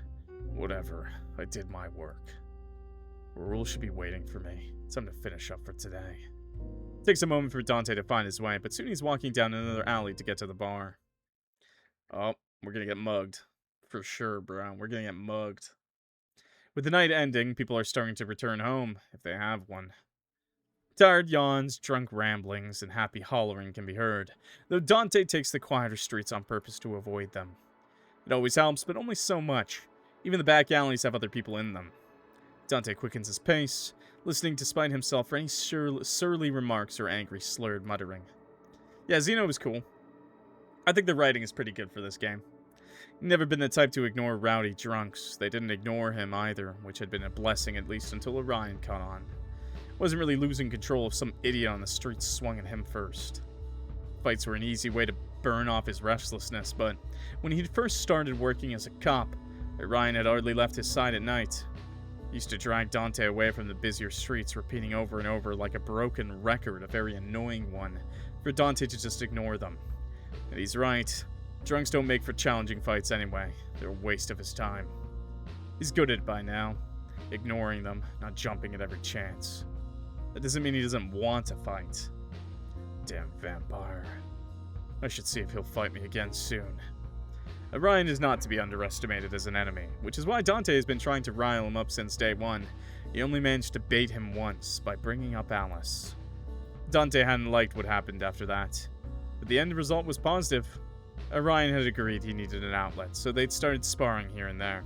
Not half as often as Dante would like, but better than nothing. I'm going insane. Everything tonight is just messing with me on purpose. Fucking work. Fucking case no one cares about except for Orion and some higher-ups I've never even seen before. It's right when he has that thought that someone stumbles into Dante's path. Watch where you're fucking walking. Dante flares up. The alcohol stench coming off the man is so bad that it itches in his nose. The man jolts, swaying from left to right. He's muttering something under his breath, but as he raises his head, the murmur quickly grows louder. It's incomprehensible nonsense. Half syllables that are connected in no particular order. More sounds than words that tumble over each other as the man's face distorts, veins bulging out and eyes wide open. He screams a bestial cry as he raises a fist, swinging it towards Dante wildly. Bastard. You picking a fight right now? Dante tries not to focus on the delight buried under the anger of his words. He catches his fist, it's surprisingly heavy for a man with such a thin build, and throws a punch right back. It connects hard enough that he can hear a crack. I was gonna say, chat, you're worried for a minute? He's gonna fucking kill this guy. He expects the man to either back off, surprised by the resistance, or just keep swinging. What he doesn't expect is how the man turns, not at all reacting to whatever just broke. He bars his teeth, getting ready to bite right into Dante's hand. Dante pulls back his right hand, using the other to grab the man by the hair and swing him in against the wall. There's a dull thud, and the man slumps down. I think this is one of the mutants, isn't it? Oh, shit. Come on, seriously? Dante groans. The man is not strictly human. Under the alcohol and the sense of other supernaturals, he smells like a wizard. Sadly, him being a wizard doesn't exactly fix his human frailty. As Dante strains his ears, he can't hear him breathing anymore. Shit. The desire to ignore the situation is strong. If he's just killed the man, then that's going to become a giant mess. I told you he fucking killed that guy! It's literally a truck gun. The guilt doesn't quite settle in. There's too many other emotions taking up all the space. But he knows that Orion wouldn't leave, neither would Raoul. He's neither of them, but he won't be able to look them in the eye if he doesn't take care of this. Dante kneels in front of the body, quickly checking the man's situation. The impacts against the wall was not bad enough to kill a person. The punch before that was worse, and even that appeared to have only broken the man's nose, doing no further damage. No, the man shouldn't be dead, but here he is. What the fuck? Throws a punch at me first and then has the audacity to die in front of me? Son of a bitch. Wait. Dante squints at the corpse. Aggression followed by sudden death. No way. Could it be? Dante reaches out to touch the man again when... Dante whips his head around, staring down the street. Seconds pass, but what he first thought was the sound of a single isolated step doesn't return. This night can't get any weirder. He sighs, returning to face the corpse. He doesn't get to focus on it. This time, it's not an unknown sound, it's a voice, almost right next to his ear. Wasting no time to think, Dante throws himself in the opposite direction, scrambling to his feet and distancing himself from whoever has managed to approach him without even audibly breathing. There's no smell to warn him of the stranger's presence. They smell like nothing. Oh, it's the guy! The bartender, or the... Okay, just aura farming, huh? Okay, fine, sure. They're just suddenly there, looking at the dead person, and then turning their attention towards Dante. He knows the stranger's looking at him without seeing their eyes. Ice seeps through his veins, an almost physical sensation as it steals his breath away. When the hooded figure straightens, and their clothes rustle, that's the only sound around them. This person is... Yeah, literally... No, I don't think it's the Grim Reaper, bro. This is the type of game where he would be full black, I think, the Grim Reaper. Wait, what? Oh, okay, yeah. Tall. Yeah. It's Al. Wears some odd dress. Oriental, whatever. Hood over his head. Everyone who's seen him says the same thing. He's scary, intimidating, made them freeze up and want to hide even when he was just passing by. That guy the club owner was talking about. The man is as tall as described, and his clothes indeed just as odd. Considering the circumstances, he's definitely someone that needs to be interrogated, but... terrifying. He's terrifying. Al's description sounded like an exaggeration. Unexpectedly, he was right. The sheer presence of the man makes even Dante want to hide away. He's stinky, chat. Look at him. He's stanky. Uh-oh, stinky. Look at it. Look at that. That's stink lines, bro. But at the same time, stink lines that smell like nothing.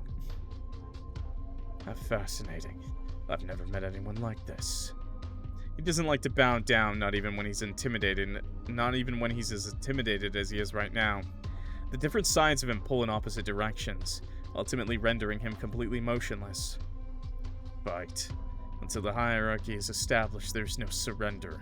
A hellhound does not lower their hand to someone who does not earn their submission. Submit, because a fight is not necessary. This person being a creature is far above him. It's stupid not to understand this, and accepting another's strength is not shameful. His human side, quiet till now, chimes in. When you see someone scary, isn't it better to run? Fuck that shit. Yeah, he's just aura farming. Oh, he is wearing black. What the hell? What do you know about this one state? The hooded man talks, interrupting his thoughts. His voice sends shivers right down Dante's spine. It's not a request, it's an order he has to answer.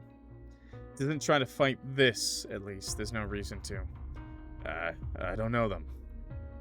Dante's voice is shaking. He swallows heavily and puts a hand on his throat, forcing himself to calm down. He will not stutter from fear like a helpless pup. But they might be one of several deaths caused by the same thing. The man hums. After a moment of contemplation, he moves closer. The closer he gets, the more Dante wants to leave. What is he? I've never met anyone or anything like this before. What is he? What is he doing here? Stop! The man towers over Dante when they stand in front of each other. There's a pair of eyes shining under the hood, staring right into him. Caused by what? At this point, it's getting harder to breathe. Dante's instinct is screaming, run away or lower your head, just stop looking. Stop risking his anger, stop risking your life. I'm not gonna run away. Fear is choking his throat, but Dante doesn't move his eyes away out of sheer stubbornness. He's run away too often, he's had enough of it, even in the face of potential death. You're not running away. The eyes under the hood narrow. No, fuck that shit. We're not a bitch. We're not a little bitch. The boogeyman. Now boogie down, babe. Wait, no, I don't think that's how that's gonna go. Stay, he's not threatening you. The thought is like a hand on his shoulder steadying him. Dante forces himself to assess the situation as objectively as possible. The stranger isn't threatening him, not at all. Neither his aura nor its visible facial expression is an act of deliberate intimidation. The stranger is terrifying to stand across from, but he's not made any move to attack. This is his natural aura pushing others down, not a conscious act. He's just asking questions. prey that runs gets hunted. Stand your ground. Don't give in. Maybe. I don't know. We don't know. It's hard to hold eye contact with the man, but the longer Dante does, the more fascinating his eyes get. He's old. Very old. His eyes are not a lake, they're an ocean. Calm right now, but the waves can build up high. There's no desire inside them and no threat. All the man is doing is looking down at a curious thing he encountered, giving it his attention for a mere few seconds. Breathless seconds pass. Then the man leans back again, and the pressure vanishes enough for Dante to inhale. Little things like you usually run away when I get close. You're not. How quirky. Who are you calling quirky? Quirky turkey. Continue on with your night, young hellhound. Don't forget to breathe. I like how all of his hair is like standing up. With that, the hooded man's attention span appears emptied. He turns his head up to the sky, pausing for a second. Then he walks off, odd clothes rustling softly with every step. He knew what we were, too. By the time Dante manages to snap out of it, he's gone. Who was that? Someone like him would stand out everywhere. How is it that the whole city's not talking about him yet? Or maybe, I didn't notice, is Dante's hair always this stood up? I just felt like it was just because of that, but maybe it's always that stood up. It would have been cool if it was like more stood up for that guy, you know? Not to mention, he knew what I was. It's impossible to tell the difference between a werewolf and a hellhound by scent alone. Did my reaction give it away? What else? When the fear is gone, there's nothing but awe left. That man is someone even the most powerful supernaturals in North Haven would bow to. That thought is almost pleasing. Power struggles are common within supernatural communities.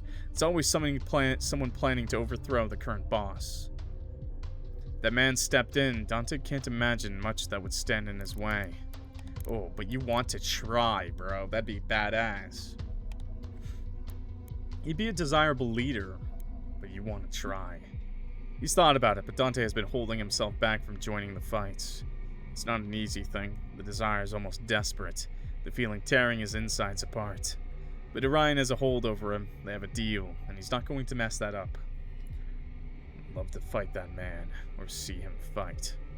Even if the chances are slim, even if I don't survive it. His body yearns for something he can't quite grasp. He pushes the urge down. Stop that. Dante shakes himself. Okay, no, it was standing up more. Okay, it was like a little more on edge. I'm not a pup anymore. No more self-destructive urges.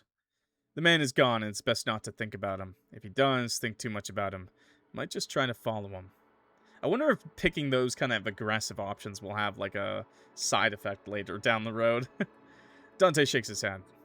Back to work. There's still a corpse on the ground. Pushing away all stray thoughts, he approaches the body. Dante checks the man from head to toe one more time. The distraction helps. Looking at him now, Dante finally understands what Orion meant about knowing a victim if he saw one. The skin of the corpse has developed thin cracks in the short time since he collapsed. It feels hard, as if the whole body's surface has hardened.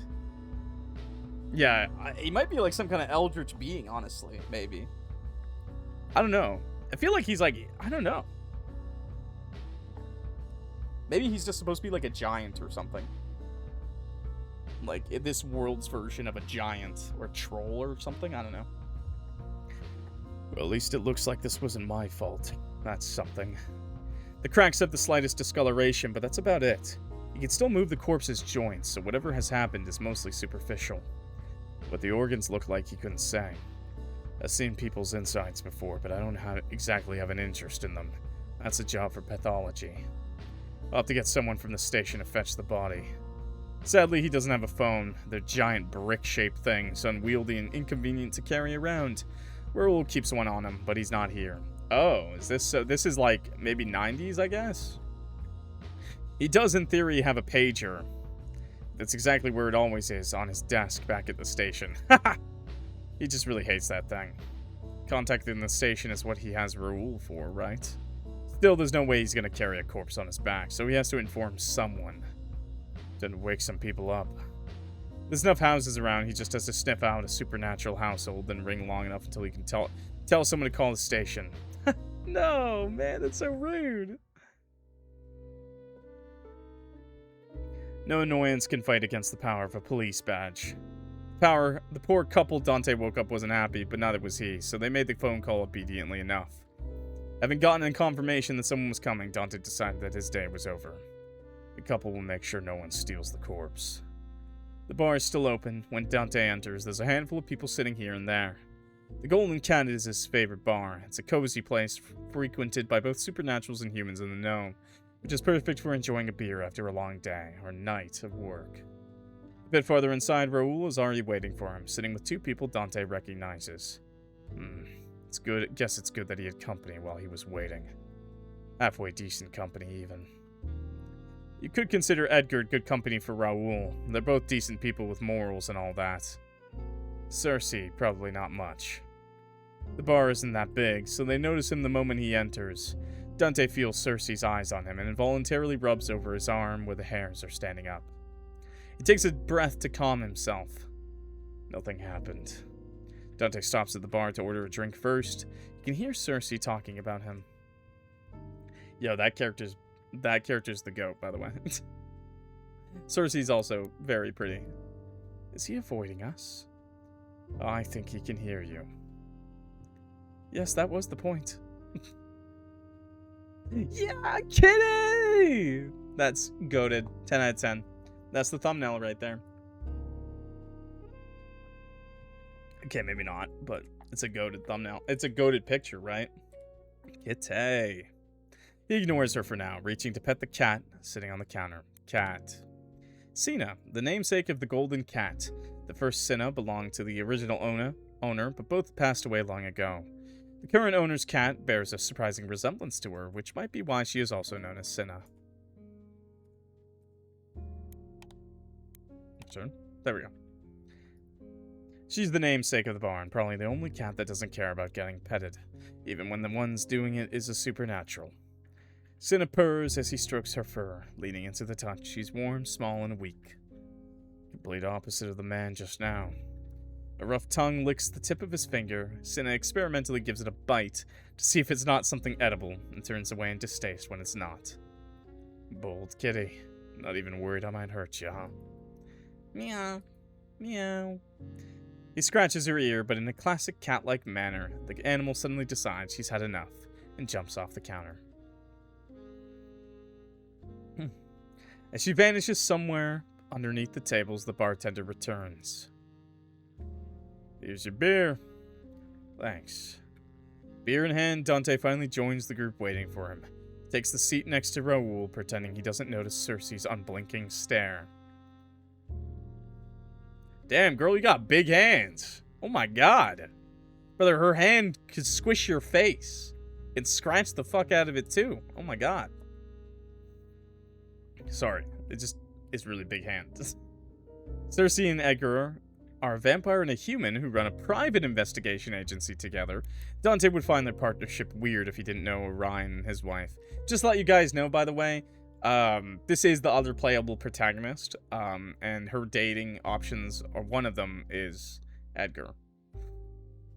I believe. We may or may not play it tomorrow if you guys want to see, if you guys pop off on the video or whatever, I don't know. Okay. We still make two abnormal pairs. Two weak humans working together with two dangerous supernaturals. I can tell exactly why Raoul and Edgar can connect with each other. Edgar and Raoul have a friendly enough relationship to chat whenever they run into each other at the Golden Cat. As a result, Dante and Cersei have also started running into each other. Cersei's as nice as she always is, which means she's not. She jumps at the chance to tease him. Did you forget to brush your hair this morning, or did you run into trouble on your way here? If anyone's picking on you, you can always let me know. I don't like animal abuse. He'd comment on that, but he has an easier retort, thanks to having heard about Abraxas being around. Just ran into Abraxas. Seen him recently? Cersei doesn't even try to hide her disdain. Not really. Gotcha. I heard he and his agents were snooping around that museum that exploded, interviewing potential witnesses. Guess they'll be wandering all around the city till that's sorted, keeping an eye on things. Ugh. If you haven't run into him yet, I'm sure you will. A lot. Having gotten the reaction he wanted from her, Dante's focus shifts to what she might actually know. There's always something interesting happening when the SSF gets involved. The SSF, or Supernatural Secrecy Force, is not like the police. It's an international security and intelligence agency tasked with ensuring that the existence of supernaturals doesn't come to light. Abraxas is the captain of the SSF's North Haven branch. Dante doesn't care too much about them. They don't get involved with the police unless there's a problem, so they've never bothered him. Even when Abraxas does visit the station, it's got nothing to do with Dante. That doesn't mean he doesn't find their work interesting. It's entertainment, at least. Heard anything about that, though? Cersei just shrugs. Her disinterest wouldn't be believable if she didn't rattle off the next couple of sentences so quickly, making it obvious she's trying to change the subject. Not sure what you're asking me for. I haven't got a clue what they're up to, and speaking from experience, it's best if it stays that way. Actually, why do you even care? Aren't the SSF and the police supposed to stay out of each other's business as much as they can? Unless it's related to whatever the two of you are working on. Raoul wouldn't tell us anything, but maybe you will. Raoul takes a sip of his beer the same way he sips from his coffee when Dante is talking nonsense. You didn't give me the chance to say anything. As if you would have told me the truth if I did. Cersei stares Dante down. He holds back the urge to comment that if she had shared a story of her own, he'd be more inclined to talk. Well, since you ask so nicely, no. You suck. I don't. That's your job. The raised eyebrow and Edgar just, don't remind me. Next to them, Edgar fidgets nervously, then interrupts them carefully. Okay, well, you two look busy, and we're in desperate need of a drink. We'll leave you to it. But, come on, Cersei, you've bothered them enough for tonight. How dare you? I'm perfectly lovely and pleasant to be around. Raoul offers a wave, looking faintly relieved when Edgar gets up. Good to see you, Edgar. Yeah, cheers. Cersei allows herself to get dragged away to another corner of the bar. Both Dante and Raoul watch them for a moment until Raoul glances at him. It's kind of nice that their stories intersect, though. Can she hear us from over there? Dante shrugs, making himself more comfortable in his seat. This close? Yes, but she's not that curious about it. Especially not when she's already distracted talking to Edgar and the bartender. If you say so. Before we get into what happened, you ran into Abraxas? No, just wanted to mess with her. But they did mention the SSF at Mirage, so it's better if he's not on this case. Now give me a summary of what happened. Found Zeno. He says he doesn't remember anything useful. I also ran into the hooded figure Al mentioned, who might actually be involved. And I found a corpse, so I woke up some random people to call the station. Raoul stares at Dante for a solid 10 seconds. Dante stares back silent. You know what? I take it back. Tell me every single thing you remember happening, in order. You serious? I didn't think your summary would be that bad. Maybe your instructions just suck. It was a summary. Could you just be helpful for once? I'd like to finish up for tonight. So would I. The long version, then. Yeah, I just found a dead body, bro. It was in an alley, don't worry about it. Partway through his retelling, Raoul starts to frown. Now he's tapping the table, eyes closed in thought. Dante waits, letting him sort out whatever is going on in his head. Do I get another drink while he's thinking? Oh, done. Before we talk more about this, I have 2 questions for you. So many questions today. That is, sadly, part of our job. Number 1. Putting aside whether Zeno is actually involved and putting aside whatever relationship the two of you have, do you believe him when he says he doesn't remember anything about a new drug? I believe him, bro. I believe him. I believe we have no leads. Yes. He looked honestly confused when he said he didn't recall hearing about it, and upset when he heard that people were dying. But when I know of him, he does forget things easily. The first 3 times we met, he couldn't even remember my face. But I don't think he would have lied if he did remember. It wouldn't be to his advantage to admit it. Thing is, he doesn't care about advantages and disadvantages. Zeno's been prattling about all kinds of illegal stuff to me ever since we met. He doesn't think it's an issue. Raoul nods. Second question. What? Accepting my word without complaining? I just want to hear your opinion, nothing else. Doesn't mean I agree or disagree. That mysterious stranger you ran into, would you say he's on our side or not? As in, does he want the unknown substance gone? Or to take it for himself? Or is he just curious? For the record, I'm going to continue calling it a drug, because it's easier than talking about an unknown cause. Does seem most likely for now, though. Too many addicts involved. He's not involved at all. He's definitely... He's involving himself. But I don't think he's involved with it. I think he wants the same thing we do. There was something like a feeling. The fact that someone had died bothered him, at least the tiniest bit. Not to mention that I don't think he'd need it for anything. Money, power. You can get money if you have power. Someone like him is strong enough to get whatever he wants. I didn't meet him, so I'll have to take your thoughts into account for now. What do you think? I think that we should avoid a stranger who might be dangerous, unless we have a decent reason to assume that he's part of this situation. I haven't ever seen you worry about another supernatural strength. This is the first time. I don't think we want to run into him again. Dante both agrees and disagrees with that. As for Zeno, maybe he doesn't remember anything, but he knows something. The chance that any substance in North Haven just passes him by unseen is just too low. It's not like Zeno filters who he works with. If you've got time and money, he will take the job. I'd start by tracking down more dealers. If it is a drug, someone has to be selling it. Don't I get a say in this? You do. I've said what I would do. What about you? How do you think we should approach this? Oh, whoops, sorry. Aw, he's nice. That was considerate of him. Is that the end of the demo? You have reached the end of the Burn the Midnight Oil demo. Thank you for playing. To support the full game's development and for more news on Burn the Midnight Oil, check out our Kickstarter, Twitter, Instagram, and Tumblr. Oh, Tumblr! Nice. I'll leave the links below to download the demo, wishlist the game, and support on Kickstarter. Their social links should be there too, okay? Wow, that was pretty good, honestly. Very good. I can't wait when the full game is out. Yeah, it's very good. It has a really good, interesting plot so far. I don't know if I'll play... If the full game does come out, I don't know if I would play the full thing. They're planning on over 50k words. Like, they're planning on huge... I think they said, like, over 250k or something like that. It's gonna be huge. This is gonna be a massive visual novel. But I'm happy to play the demo at the very least, because it was good. It's gonna be massive. Like, this game is gonna be huge. This is gonna be like a AAA visual novel, kind of. Not, I mean, AAA is exaggerating. It's still made by a small studio. But the Kickstarter has some big ambitions, and the game has some big ambitions.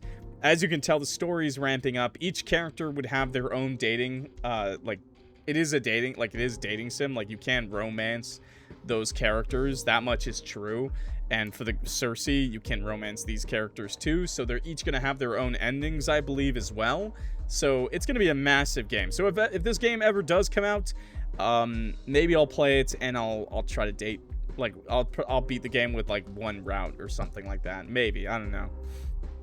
As for Cersei's route, we'll see how this video does. And I'll do Cersei's route because I kind of like her characters a lot. But I know that... I get it. My YouTube channel prefers men. Whatever, man. Whatever, man. You know, whatever. Cersei's pretty hot, though. I'm not gonna lie. But yeah, it was still a really good demo. I really enjoyed it. I'd love to see what her side of the story is like, because I feel like it's gonna be really different. And that's really cool, because they're still intersecting. And I like that. The story, it's not just two characters running through the same story. It's like, it's worth it to play her around, you know? It seems like it'll be very much worth it to get more of the story, you know? So that's interesting. And all the characters feel great. All of them, I think, had great dynamics. Obviously, the hooded man, we didn't really get to talk too much, but even then, it was still an interesting dynamic. He will take off his hood one day, I think, by the way. I don't think he'll forever have a hood. So don't worry about that. I'm sure there's a hot guy underneath that hood. But yeah, I'm enjoying it so far. I hope you guys are enjoying it.